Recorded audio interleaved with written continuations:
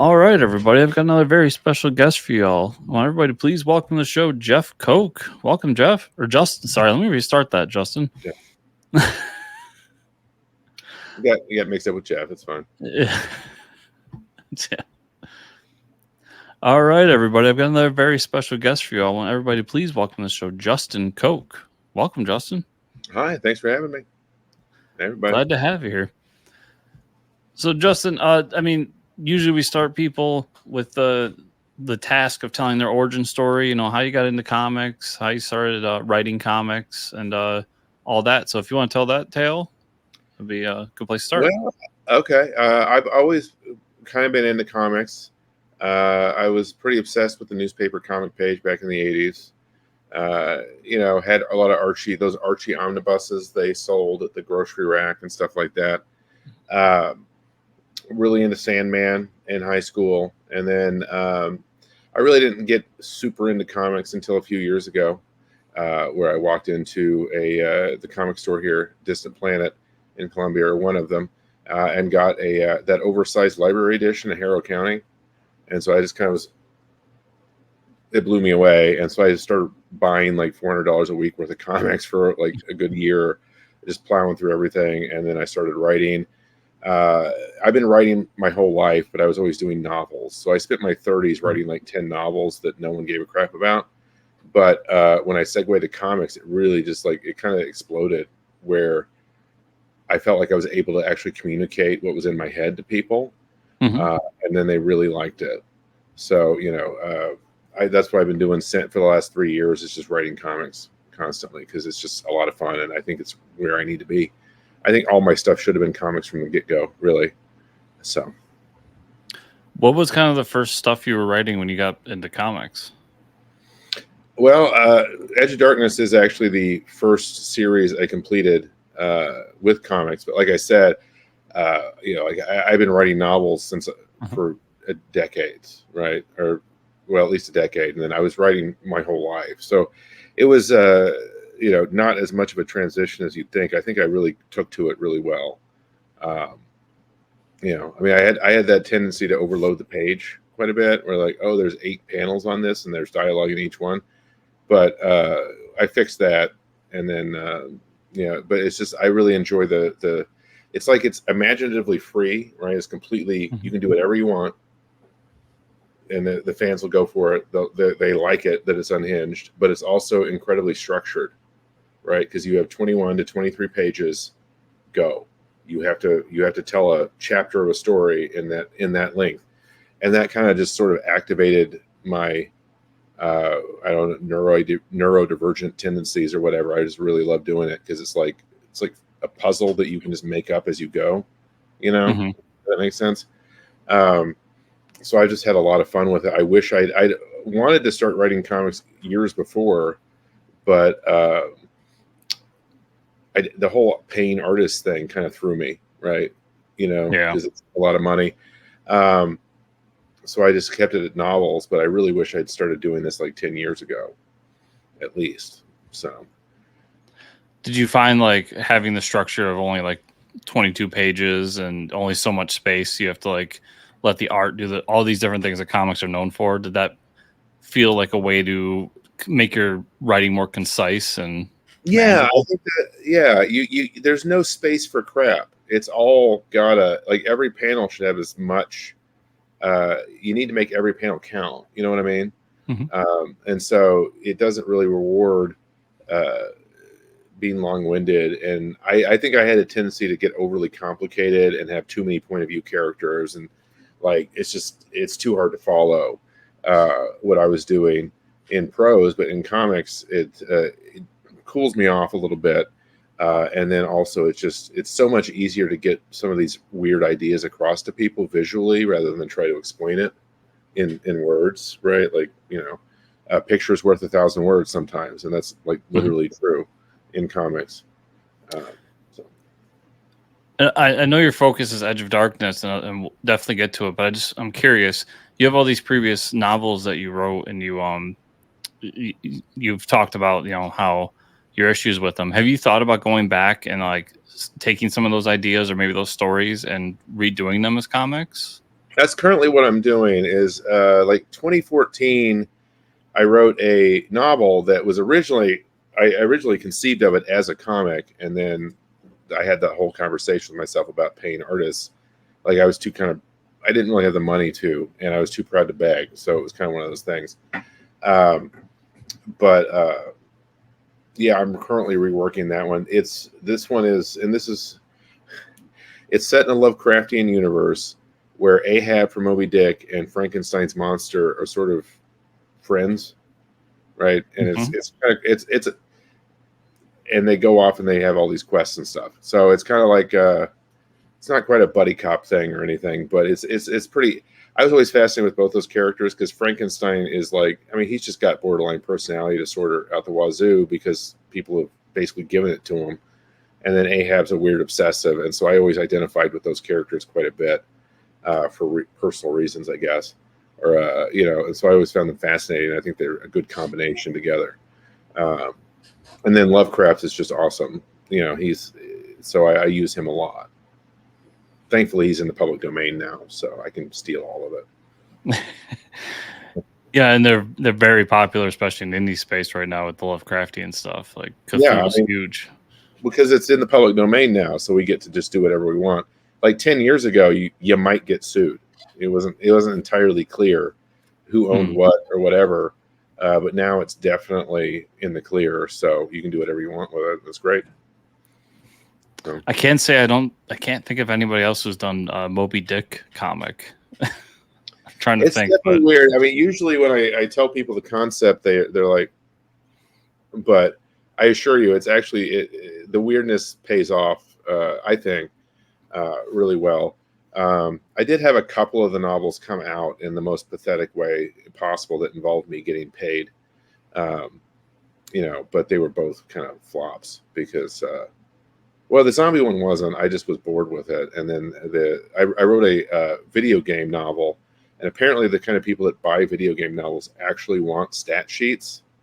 Like I had this one of the reviews was 3 stars. It was like, I thought it was hilarious. The characters were great. The plot was a lot of fun, but it wasn't enough about video games. And so that was the end of that. Because I don't understand why you would want to actually read a book about people playing a video game. Like at least pretend it's real. You know what I mean? Like that makes sense to me. But actually wanting a novel about a guy sitting at a computer playing World of Warcraft is just, it's not for me. Let's just leave it at that. Right. So I'm trying to think the video game novels I've read are either books about the universe of the game. So like Halo, for instance, or historical pieces about a time in the industry. And the only thing outside of that would be like Ready Player One, which, as you said, like is kind of about playing the video game, but not really. Not as much as someone sitting with a controller like playing. It's a VR thing. So I got bad reviews because I didn't have any spreadsheets in the novel with the characters, like the +2 int and stuff. So it's clearly one of those things. I learned a lot about,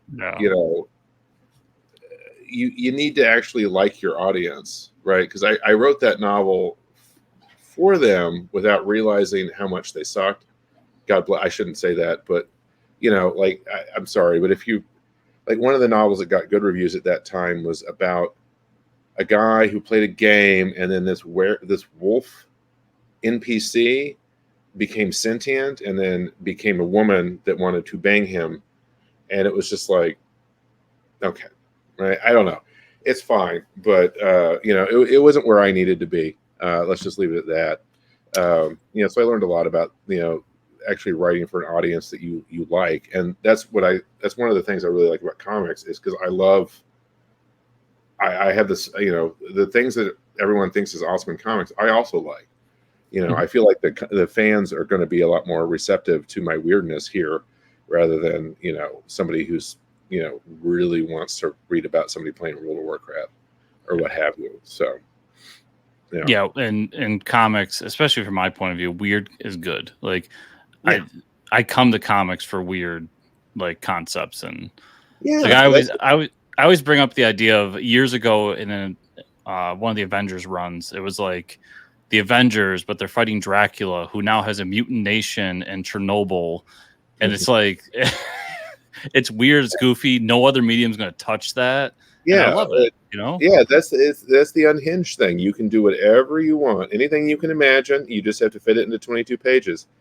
Like in Saga, there's a whole race of robot people who have cathode ray TVs for heads and dicks, and they're just robot dudes that, you know, whatever. We just roll with it. They're flying around in a spaceship made of a tree. Cool, you know.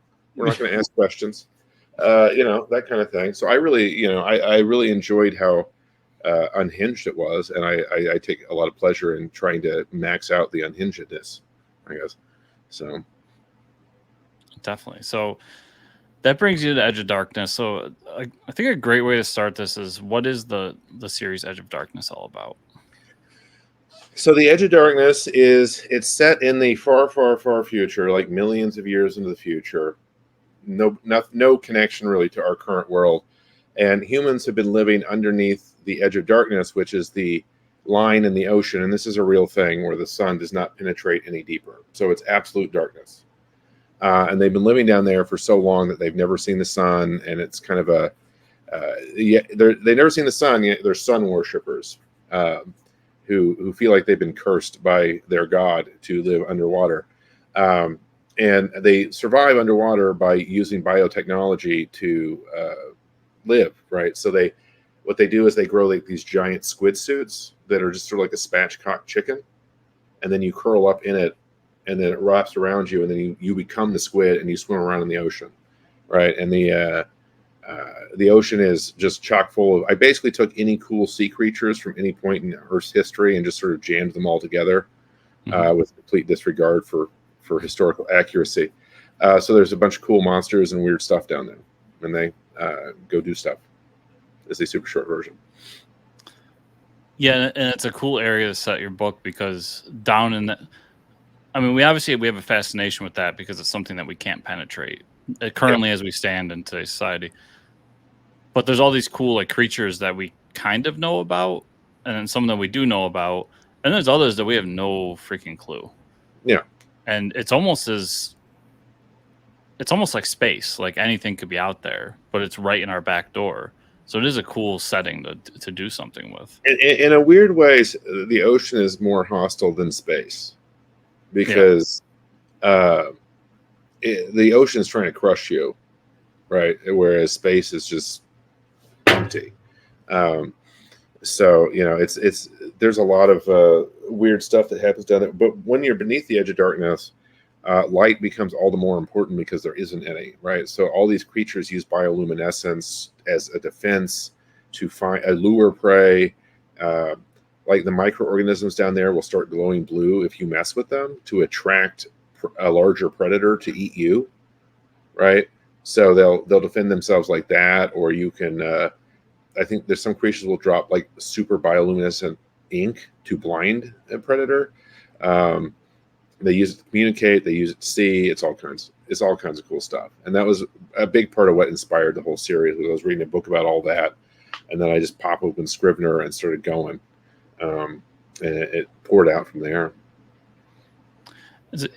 You're writing this, and you talked about kind of the barrier of getting an artist, but looking through some of the art you have for it, I guess first, how did you meet up with your artist? I found Leonardo there's a subreddit called Comic Book Collabs, and he had a little ad there, and I clicked on it, and it was his Instagram page, and that dude is a beast. I mean, he's a lot of fun to work with. The art is amazing. I mean, genuinely, I don't think I've ever seen anything quite like it.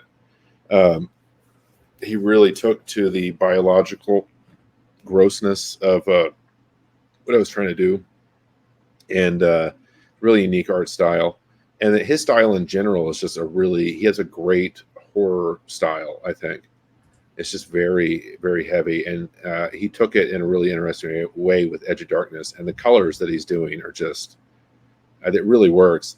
And I think what spawned that was at that depth, right? So the nature of light and water is red light doesn't go as far.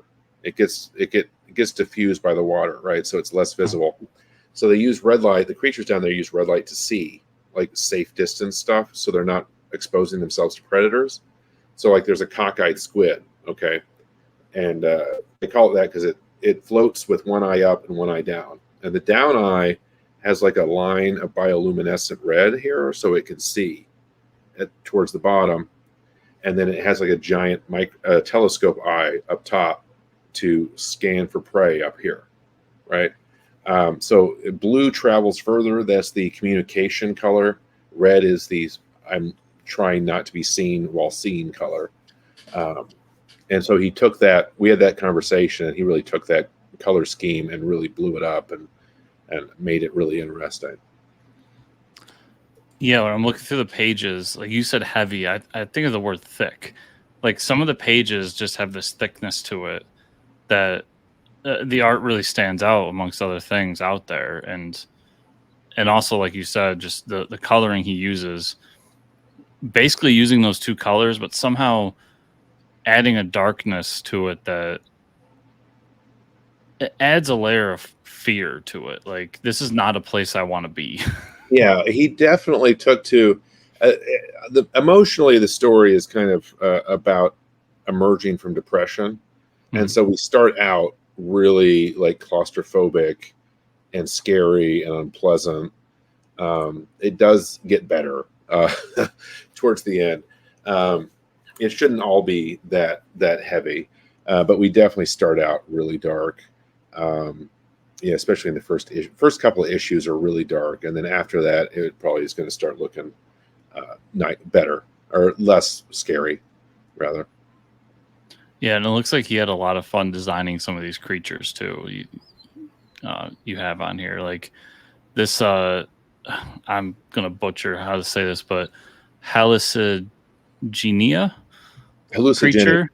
Yeah, hallucigenia. Yeah, that is terrifying. That's a real creature from billions of years ago.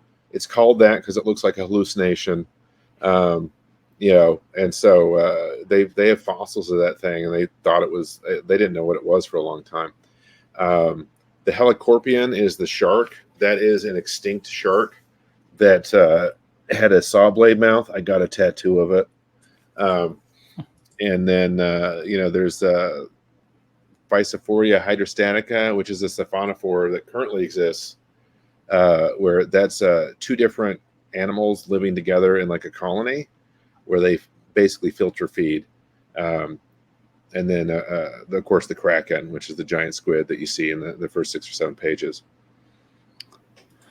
Yeah, and so I think this is an interesting angle because I don't think we've ever had something like this before in an interview. But so as we're recording this, you're on Kickstarter. Mm-hmm. It looks like you're not going to fund. I would love to know. I'm sorry? Barring a miracle, yeah. Yeah. I would love to know, first, do you plan on giving another shot and going back on Kickstarter down the line? Yeah, I basically, I think the reason that it failed is entirely on me. We finished up SWAT, the other Zoop campaign I did started in July, and we probably did this one too quickly with not enough runway. It takes a lot of. One of the things I'm learning is it's all about a lot of it is pre-launch promotion, and getting people ready to buy it on day one. Whereas with this, I was just like, okay, there weren't enough people into it at that point.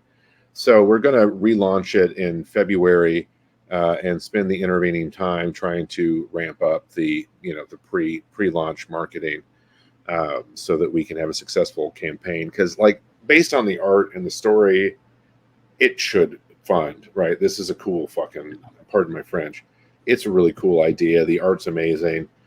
So I think it's just my incompetence at marketing and social media that caused the failure. Because every time I talk to people, they're impressed with it, but we didn't really figure out how to turn that into buys, I guess. So yeah, it's a cool looking book, but yeah, Kickstarter as opposed to Zoop is such a, you have to really push it yourself. So I think everything you said there is correct in terms of going about it again. Did you feel anything else was like, what else did you learn from this first attempt on Kickstarter? Well, I mean, it's really, really hard to get attention because there's so many other people also trying to get attention that it's really a battle. And so I just need to get better at that. I've been told that there's various strategies for posting on Facebook that will make the AI like give you a lot more traction. So I'm looking forward to trying that. And I'm probably gonna, just be. I recently started a website for myself on the writer side, where I mean it's very crude right now, but just sort of being more serious about the marketing is what it came down to, and just putting the time in on all these social media platforms, which is not natural for me because I don't really like it, but you got to do what you got to do. I feel your pain there. I've been told many times I need to up my social media game. Yeah, I don't really know how it works, but yeah, you just keep talking, I guess, and eventually someone cares. That's how I feel, because every time I read something, it's like out of date by the time I'm done reading the article about it. So, Yeah. So you said you were on Zoop for another campaign. What was that book? SWAT, which funded barely, and we're working on that with Rachel Disler right now. And it's a completely different thing from Edge of Darkness, tonally, in mood and everything.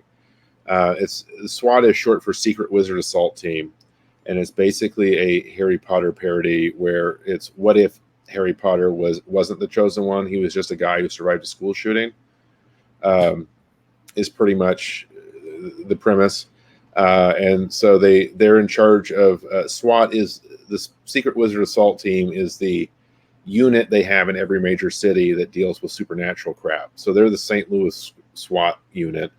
And the plot starts with them having to fire somebody. And so instead of doing that, they decide to gin up a red ball by calling in a tip about a vampire they know has bodies in his yard. And that'll keep, they won't be able to fire anybody while they're trying to investigate that. Right. So, and then that spirals out into a completely unhinged adventure. So it's really good. I mean, honestly, they're both really good, but Edge of Darkness or SWAT's kind of my baby. It's 36 issues long, and I'm very proud of it. Especially once we get deeper into it, I think people will be really excited by it. It's a neat concept. I mean, and looking over the pages, I mean, you got some cool art to go with it. So it definitely sounds cool. Did you, working with Zoop, did it give you, because I know Zoop is more hands-on and they do a lot of promotion themselves. Did that no, that's not true. No, well, I mean, they can. I think if you're a bigger project, they will maybe help with the marketing. They handle the publication and the shipping and stuff like that. They also just have a basically Kickstarter thing where I don't have any problem with Zoop. It's a lovely platform, but I feel like you probably need to bring your own fans to it, and that it's probably not where you want to start out, with your first campaign, because you have to constantly explain what Zoop is to most people, and then explain yourself too, and it's just like it's too much. So, yeah, I always felt people know Kickstarter, and there's a Kickstarter community, and they just refuse to go to other platforms, and it's weird, and I don't understand it. Like I'll support all the platforms if it's a good book, but I seem to be in the minority there. But I guess my understanding of Zoop was always not quite correct, because I thought the benefit of them was that they were almost like a publisher, that they shipped everything for you and they promoted it and all that. Well, I'm sure that basically, I think as a unknown writer pushing a project that nobody heard of, they weren't that interested in going to bat for me, is what it amounts to.